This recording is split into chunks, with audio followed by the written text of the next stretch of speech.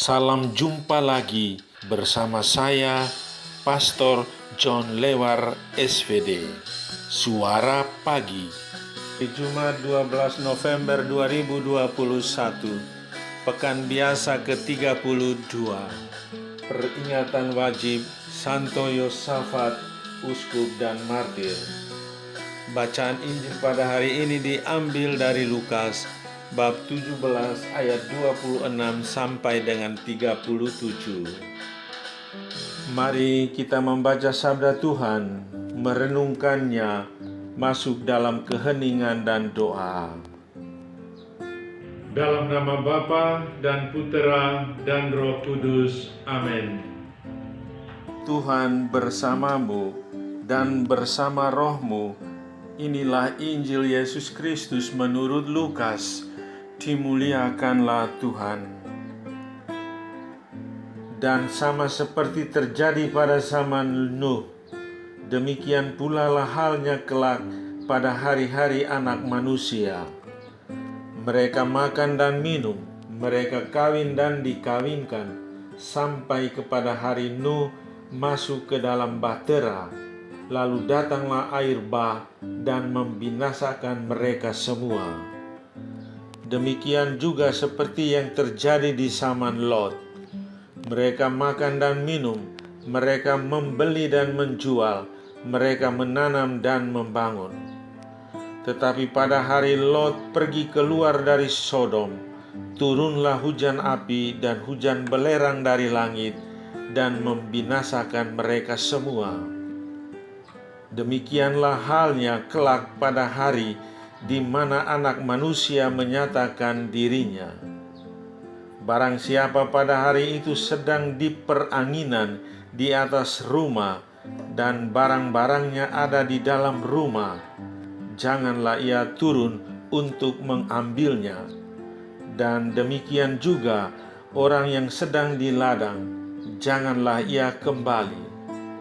Ingatlah akan istri Lot. Barang siapa berusaha memelihara nyawanya, ia akan kehilangan nyawanya, dan barang siapa kehilangan nyawanya, ia akan menyelamatkannya. Aku berkata kepadamu, pada malam itu ada dua orang di atas satu tempat tidur, yang seorang akan dibawa dan yang lain akan ditinggalkan. Ada dua orang perempuan bersama-sama mengilang, yang seorang akan dibawa dan yang lain akan ditinggalkan. Kalau ada dua orang di ladang, yang seorang akan dibawa dan yang lain akan ditinggalkan. Kata mereka kepada Yesus, "Di mana Tuhan?" Katanya kepada mereka, "Di mana ada mayat, di situ berkerumun burung nasar."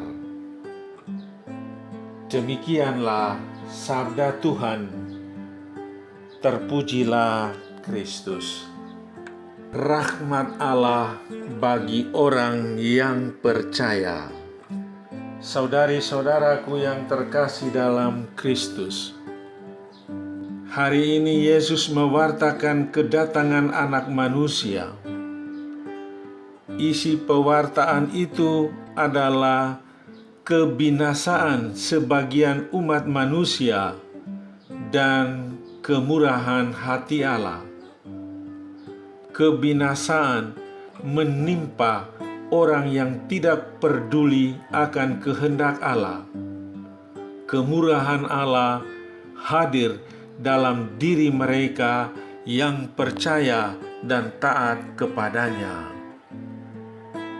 Di tengah hingar-bingar kesibukan manusia pada zamannya, orang tidak lagi percaya kepada Allah. Orang hanya percaya pada diri sendiri dan kemampuannya. Akibatnya, mereka tidak percaya dan mendengarkan Allah. Nuh mengambil sikap berbeda. Dia taat dan mengarahkan hatinya kepada Allah. Kepercayaannya membuat dia tetap teguh ketika banyak orang mengolok-olok dirinya. Karena sikapnya inilah Nuh berkenan di hati Allah dan diselamatkan. Kemurahan Allah nyata dalam diri Nuh yang percaya dan taat. Lot memperlihatkan sikap yang sama. Di tengah perkembangan sosial dan peradaban yang cenderung mengabaikan kehendak Allah, Lot tetap setia pada imannya. Tradisi imannya masih dijaga dan dipelihara.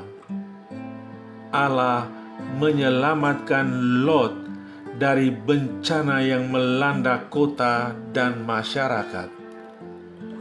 Saudari-saudaraku yang terkasih dalam Kristus, Nuh dan Lot dalam perjanjian lama menjadi contoh orang-orang yang mendapat kemurahan Allah karena ketaatan mereka.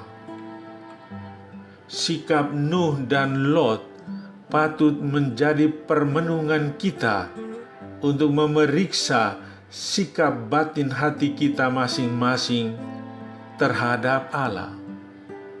Jangan sampai karena kita tidak percaya dan kurang taat kepadanya, maka kemurahan itu berlalu dari hidup kita. Saudara, duduklah dengan tenang dan hening. Rasakanlah kasih dan kebaikan Allah. Percayalah kepadanya dan tunduk menyembah Dia. Sebab saat ini adalah saat berahmat. Tuhan menurunkan rahmat dan berkat-Nya secara melimpah, mengalir bagaikan air sejuk turun atas dirimu. Inilah kemurahan Tuhan tanpa batas. Bersyukurlah kepadanya. Marilah berdoa. Ya Allah Bapa Maha Murah, Engkau menghendaki agar kami semua beroleh selamat dan bukan kebinasaan dan maut. Tuntunlah jalan hidup kami, agar dalam segala situasi hidup, suka dan derita, tetap setia dan percaya kepadamu, sebagaimana ditunjukkan oleh Nuh dan Lot, orang pilihan-Mu. Demi Kristus Tuhan kami. Amin. Sahabatku yang terkasih, selamat hari Jumat. Salam doa dan berkatku untukmu dan keluarga di mana saja berada. Bapa dan Putera dan Roh Kudus. Amin.